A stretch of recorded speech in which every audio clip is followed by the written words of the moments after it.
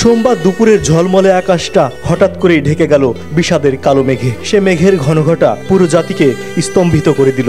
আজ ছিল বিমান বাহিনীর ফ্লাইট লেফটেন্যান্ট তৌকিরের soul of flight training day. বিশেষ এই দিনে পাইলট তৌকির একাই উড়াল দিলেন আকাশে। কে জানতো তার এই যাত্রাই ছিল শেষ যাত্রা। F-7 যুদ্ধবিমানে চেপে পুরনো কুর্মিটোলা এয়ারবেস থেকে উড়াল দেন তৌকির। রুট ছিল দিয়াবাড়ি, উত্তরা, বাড্ডা ও হাতিরঝিল। উড্ডয়নের খানিক পরই কন্ট্রোল রুমে রিপোর্ট করেন বিমান সাড়া দিচ্ছে না, নিচে নামতে শুরু করেছে। তাৎক্ষণিক তাকে বলা হয় ইজেক্ট করতে।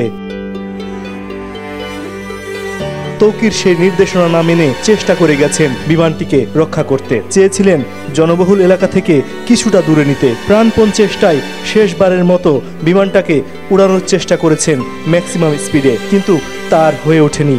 একসময় তৌকিরের সঙ্গে যোগাযোগ বিচ্ছিন্ন হয় কন্ট্রোল রুমের। বিধ্বস্ত বিমানের সাথে নিভে যায় স্বপ্নবাজ তৌকিরের জীবন প্রদীপ। দুপুর 1টার পরই বিমান বাহিনীর যুদ্ধবিমানটি বিধ্বস্ত হয় মাইলস্টোন স্কুল প্রাঙ্গণে। তখন স্কুল ছুটির সময়। বিমানটি আছড়ে পড়ায় আতঙ্ক ছড়িয়ে পড়ে ক্যাম্পাসে। দুর্ঘটনায় সবশেষ 19 জনের মৃত্যুর খবর জানা গেছে। আহত শতাধিক মানুষ হাসপাতালে চিকিৎসাধীন। এস এম বাবু, সংবাদ মুহূর্ত।